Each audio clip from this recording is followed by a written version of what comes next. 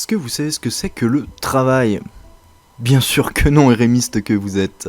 Heureusement, je suis là pour vous éclairer de mon savoir. Enfin, quand je dis mon savoir, c'est surtout celui de Wikipédia. Hein. Ah non, je suis mais complètement con. Au sens économique usuel, le travail est l'activité rémunérée ou non qui permet la production de biens et de services. Avec une définition comme ça, je pense qu'il est normal de penser que le travail est au cœur de nos sociétés et surtout au cœur de nos vies. Tout est organisé autour. C'est pour ça qu'il est normal de voir énormément de jeux vidéo s'attarder sur le sujet du travail. On pourra citer tous les simulateurs allemands type Euro Truck Simulator, Bus Simulator ou encore SS Simulator. Yuppie Psycho a été développé par Baroque Decay Games, c'est bien le jeu dont on va parler aujourd'hui. Ils sont aussi à l'origine de The Count Lucanor, qui a une patte graphique assez similaire, et un autre jeu, mais ça on en parlera plus tard. Bon, avant d'attaquer la vidéo, je tenais à dire que je filme avec mon portable, c'est pour ça que la qualité est dégueulasse, et que ça a un fond vert. En fait, j'habite, je sais pas, aux Bahamas, ouais. Je suis très bien les Bahamas, ouais. Dans Yuppie Psycho, nous incarnons Brian Pasternak, jeune faisant partie de la classe G, qui est apparemment définie comme un système de classe sociale, et la classe G est plutôt pauvre. Il se voit offrir un poste dans une entreprise montrée comme prestigieuse nommée Sintracorp. Et du coup, petit à petit, il va découvrir que son rôle, c'est de détruire la sorcière qui a élu domicile dans son entreprise. Ce qui est d'une part pas un vrai métier, hein, chasser des sorcières ce n'est pas un vrai métier, et d'une autre part quand même très original, hein, le gars n'a jamais travaillé de sa vie et il devient directement chasseur de sorcières, c'est ce que j'appelle la grande classe. Notre héros, même s'il est un peu complètement con, genre ça ne lui donne pas un indice sur le fait qu'il faille partir au plus vite. Après je pense que c'est pas une maladresse, je pense que ça a été fait exprès pour montrer qu'il y a un énorme décalage entre la classe d'où vient notre héros et la classe qu'il est en train d'essayer de côtoyer, donc la grosse bourgeoisie, c'est pour nous montrer qu'il y a une énorme différence entre les deux, d'où cette boîte de dialogue. Pour ceux qui pensent que je fais de la surinterprétation, clairement jouer au jeu, c'est un jeu qui veut dire des choses, qui a un message. La première interaction qu'on aura dans le jeu d'ailleurs va servir d'une part d'exposition, c'est là où on va apprendre qu'on fait partie de la classe G, et elle va nous mettre en scène avec une autre personne d'une classe sociale qui est bien supérieure à la nôtre. Puisque c'est la première critique, je vais vous montrer comment je vais fonctionner en fait. Je vais fonctionner un peu à la Science-Fac, si vous connaissez pas, bah allez-y, c'est quand même un gars qui fait du putain de bon boulot. Bon, il avait arrêté, fut un temps, on y a bien cru qu'il allait arrêter cette fois, mais non, pas du tout, il a repris, et à mon plus grand bonheur, et pour le plus grand bonheur de plein de gens. Bref, on va fonctionner avec 3 points positifs et 3 points négatifs, parce que je trouve ça pertinent, et que de toute façon, je fais ce que je veux. Après, j'aime bien le héros, hein, mais on va pas m'enlever de l'idée le fait qu'il soit un petit peu con. Alors, un des gros points forts de ce jeu, c'est la musique et l'ambiance sonore en règle générale. Bon, la musique, un peu divisée, parce que c'est pas le premier truc qu'on va entendre, et même je la trouve assez discrète tout au long du jeu. Alors au départ, j'ai trouvé que c'était plutôt dommage, parce que j'aimais beaucoup la musique, mais qu'elle était toujours trop discrète pour moi. Puis je me suis rendu compte que c'était un mal pour un bien, parce que du coup, elle prenait jamais le pas sur l'action qu'il y avait en cours. Et le jeu, si on schématise beaucoup, le jeu il est découpé en fait entre petites scénettes. Il y aura des scénettes de tension, qui seront le cœur du jeu en fait, et des scénettes de détention, où on va avoir des interactions entre les personnages. Et du coup, j'ai trouvé qu'une musique plus discrète, ça évitait les cassures entre chaque scénette, et je trouvais ça très pertinent. Et il y a quelque chose qui met en valeur tout ça, ça va être les effets sonores qui vont rajouter dessus. Alors non seulement je les ai trouvés très bien enregistrés, mais je les ai aussi trouvés très efficaces. Deuxième point positif, le gameplay. Alors qu'on s'entende bien, il est basique. Mais en même temps, c'est ce qui va super bien en jeu en fait. On n'a pas à se prendre la tête avec le HUD pour comprendre les choses, donc là, pas de problème. Les énigmes aussi, elles sont assez recherchées sans être trop simples, ce qui est absolument parfait. Après, moi, vu que je suis partiellement complètement con, et ben il y a pas mal d'énigmes où j'ai eu beaucoup de mal, mais bon, c'était pas plus mal, au final ça m'a fait chercher, puis j'étais très content d'y arriver. Bon là on va parler des ennemis, je vais pas pouvoir m'empêcher d'être un petit peu déçu en fait, tout bêtement, parce que les ennemis, il y en a assez peu au final. Puis je me suis rendu compte que bah c'était pas trop grave, vu l'attention qui ont été portées sur les ennemis principaux, hein. Ils sont très bien designés, puis même la façon de les combattre est toujours un petit peu différente. Mention spéciale à la larve invisible chinoise, je t'avoue que ça c'était assez extraordinaire dans ma vie. Plus sérieusement, en fait, le gameplay est extrêmement simple, mais du coup ça apporte un côté très efficace. J'ai même du mal à voir comment ils auraient pu faire autrement. Je voulais juste aussi revenir un peu sur ce que je disais. Graphiquement, le jeu est sublime. Les ennemis sont très travaillés, comme tout le reste du jeu d'ailleurs. Si vous vous intéressez un tant soit peu au design, jouez à ce jeu, c'est époustouflant ce qu'ils ont réussi à faire. Le jeu, il est du coup en plusieurs phases, entre guillemets, tu auras les phases de gameplay et les phases de cinématique. Les deux sont en pixel art, mais les phases de cinématique sont magnifiques. C'est un truc qu'on va beaucoup retrouver d'ailleurs chez Baroque Decay Games sur leurs 3 jeux. Alors, je dis 3. On va revenir dessus un peu après parce que techniquement, il n'y en a que 2 qui sont sortis. Mais je maintiens, si vous aimez le design, jouez à ce jeu. Bon, bah c'est génial, on aura plus parlé de design que de gameplay, mais je vous assure que le gameplay est excellent. Ah, et on va enfin attaquer le gros point fort du jeu, c'est son ambiance, c'est extraordinaire. La plupart des personnages sont super bien écrits et très bien mis en scène. Mention spéciale à Chapman, que j'ai décidé d'appeler Petite Merde, parce que clairement c'est ce que c'est. Non mais, regardez-moi ça là. Ça me donne envie de le maltraiter, j'ai envie de prendre sa sale petite tête de con, puis de l'encastrer dans tous les murs que je vois. Bon, si on regarde les personnages plus sympathiques, on aura Kate par exemple, qui est un petit peu concon. Bon, pourquoi concon ? Alors déjà, je suis conscient que c'est une volonté d'écriture de faire ça. C'est pour montrer la partie aliénante qu'on aura dans le travail d'entreprise, le fait d'ignorer ce qui se passe d'étrange autour de nous, pour se concentrer justement sur nous, et sur le fait d'être accepté dans le groupe. Je pense que c'est une critique qui est faite aux grandes entreprises et comment elles vont gérer les problèmes internes. Si par exemple il se passe des choses, disons plutôt graves, et que personne ne réagit, tout le monde trouve ça normal, et puisque tout le monde trouve ça normal, plus personne ne réagit après. Bon, après il faut pas déconner non plus, techniquement la supérieure de Kate, c'est-à-dire la DRH, c'est une bouche qui mange des employés.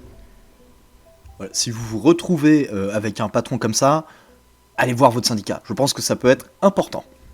On va aussi retrouver l'informaticien BG Pisenov, j'ai nommé Doshi, qu'on voit assez peu au final. C'est dommage parce qu'il a l'air super intéressant, mais ça on va y revenir dans les points négatifs. On va aussi retrouver la gothique de la bande, Sosa. Non, pas celui-là, merci. Et Mappy.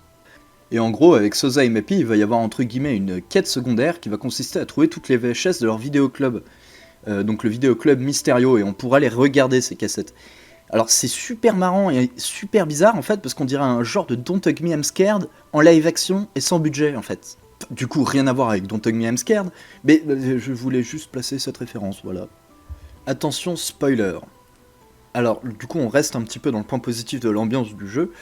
Une des grandes forces du jeu, c'est son message politique omniprésent. Notamment avec un passage absolument hallucinant, je n'en revenais pas, avec l'URSS.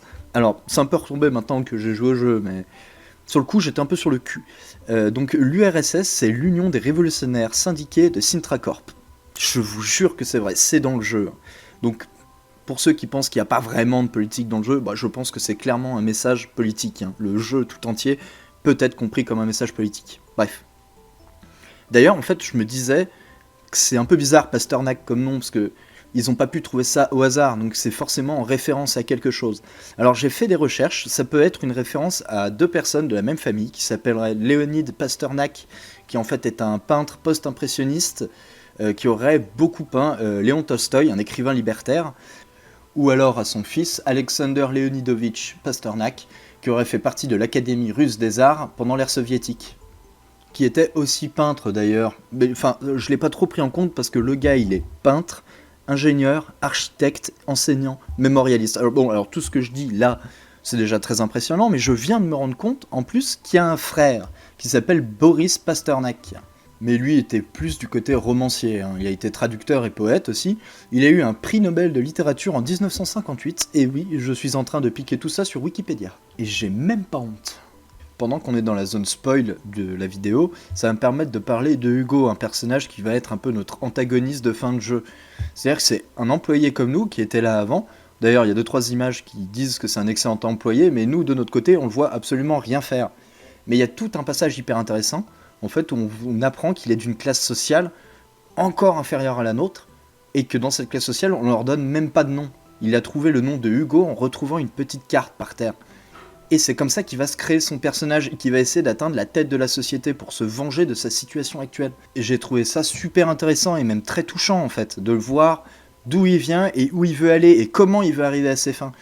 Je pense qu'on pourrait vite passer dessus, ça semble pas très important dit comme ça, mais je pense que le jeu montre du doigt des problèmes, et que les problèmes ils sont symbolisés par les personnages. Hugo, c'est la soif de pouvoir, c'est un peu le mythe du self-made man, il est arrivé de rien, et il finit employé du mois, et il veut devenir patron. Et pour ça, il va utiliser tous les moyens, hein. Il va essayer de tuer notre héros, mais pas seulement. Il va aussi s'attaquer aux personnes qui attaquent le système qui va le faire devenir chef. C'est-à-dire qu'il sait que ce système est immoral, mais puisque ce système lui offre une chance, eh ben, il va essayer d'en faire partie intégrante et de le défendre. On peut retrouver ça aussi avec Chapman, hein, qui a un profil un peu similaire, sauf que lui, il n'est pas issu du bas. Il est directement issu d'une catégorie haute, et naturellement, il défend ce système de manière un peu plus radicale, c'est-à-dire qu'il va refuser d'adresser la parole, par exemple, à des classes sociales inférieures à la sienne, puisqu'il se considère supérieur aux autres. Assez drôle d'ailleurs, au début du jeu, on voit en fait que y a aussi une hiérarchie sociale dans la boîte, puisque chaque étage, en fait, plus tu montes, plus tu vas être supérieur, plus tu auras de grandes qualifications. Et lui, bah, il est au 3e étage. On peut aussi voir ça chez Kate, hein, qui paraît être un bon personnage de prime abord, mais on peut constater qu'il y a des choses qui déconnent un petit peu, hein. Par exemple, elle sait que ce qui se passe autour d'elle est mal, mais elle refuse de faire des vagues, c'est son premier travail, elle doit surtout pas en faire, elle doit pas créer de problèmes, quitte à accepter des choses horribles. Alors voilà, j'ai l'impression que le jeu est une fable et que tous ces personnages sont des personnifications de problèmes, et que le jeu essaye de les montrer du doigt. Alors, bien évidemment, mon interprétation n'est peut-être pas la bonne, d'où l'importance d'y jouer en fait, et de se faire sa propre interprétation, et je suis sûr qu'il y en aura des tonnes et des tonnes qui seront différentes. L'important, il n'est pas forcément là. Je pense que l'idée importante, c'est que le jeu essaie de soulever des problèmes. Déjà, c'est une thématique importante. Après, quel problème, ça sera un peu à chacun de décider. Il est très probable que j'aille trop loin avec tout ça, mais bon, moi j'aime bien cette explication et c'est comme ça.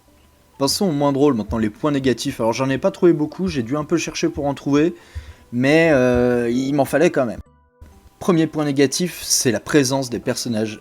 Et ouais, vu qu'ils sont tous bien écrits, bah on va en savoir plus sur un peu chacun d'eux. Le problème c'est qu'il y en a clairement qui sont mis à l'avant, et il y en a clairement qui sont mis un peu en arrière. Je pense notamment au personnage de Doshi. Hein, on a envie d'avoir plus d'informations sur lui, on a envie de machin. Mais le problème c'est que le jeu ne nous laisse pas en fait le temps de faire ça.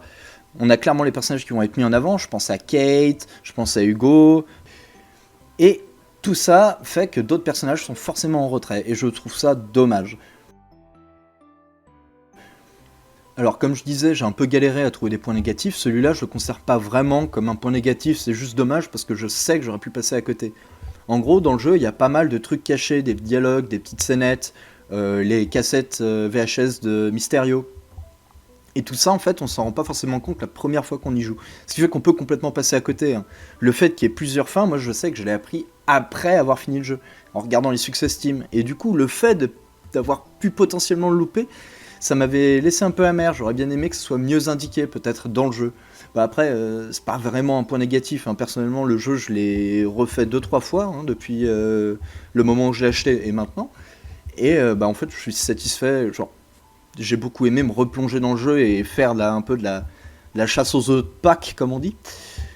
Et voilà, donc c'est pas vraiment un point négatif, je trouve ça juste dommage que des gens aient la possibilité de passer à côté. Alors là, un des gros points noirs du jeu, c'est cette durée de vie, il est vraiment pas très long, hein. J'ai vu la fin en 5-6 heures, ce qui en soi est déjà respectable, mais le problème c'est que le jeu il coûte 16€, donc je m'attendais à plus. Et bon, pour être franc, je pense qu'avoir dépensé cet argent dans ce jeu, c'était un excellent investissement, et je le regrette pas. Surtout, comme je le dis avant, il y a plein de trucs à chercher, donc au final, on est à plus de, je pense, bien 12 heures si on veut faire le jeu à 100%. Ça peut sembler assez court, mais moi, ça m'a pas dérangé. Donc pareil, c'est pas vraiment un point négatif, c'est juste que j'aurais aimé peut-être plus d'histoire principale.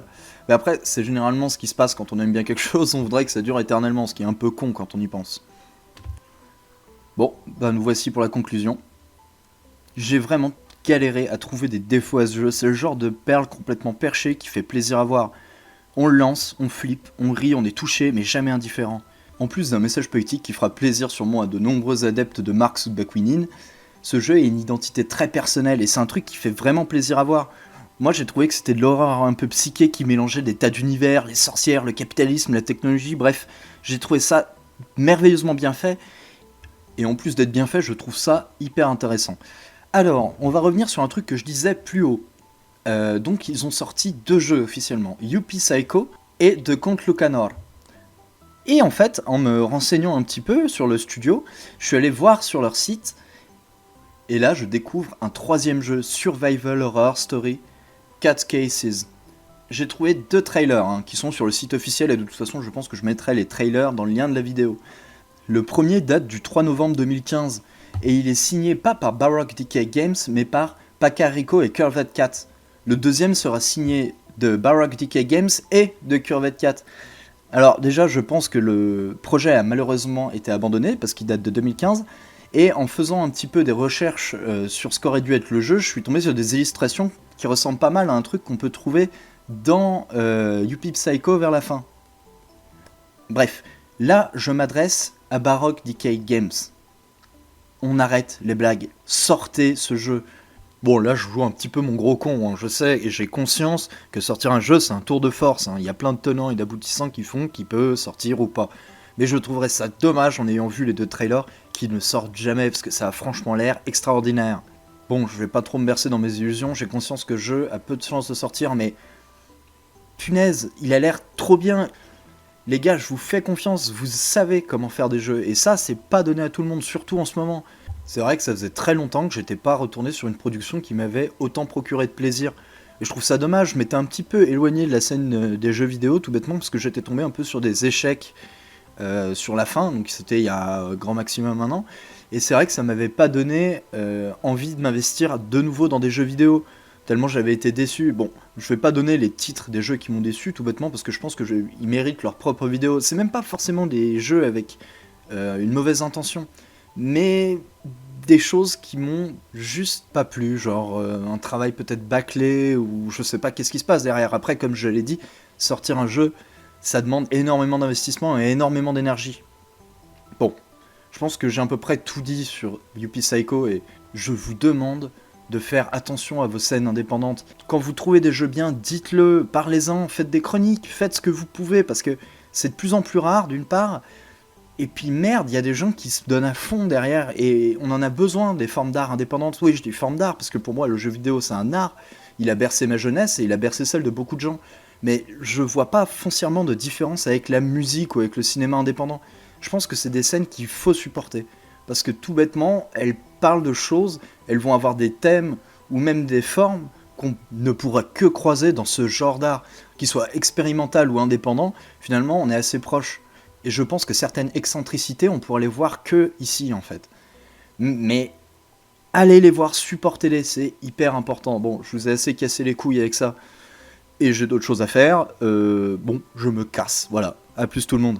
Si t'as aimé cette vidéo, mets un pouce bleu, si tu as aimé cette vidéo, abonne-toi, si tu as aimé cette vidéo, partage-la, si tu as aimé cette vidéo, fais une chanson dessus, si tu as aimé cette vidéo, écris un poème, je sais pas, fais ce que tu veux.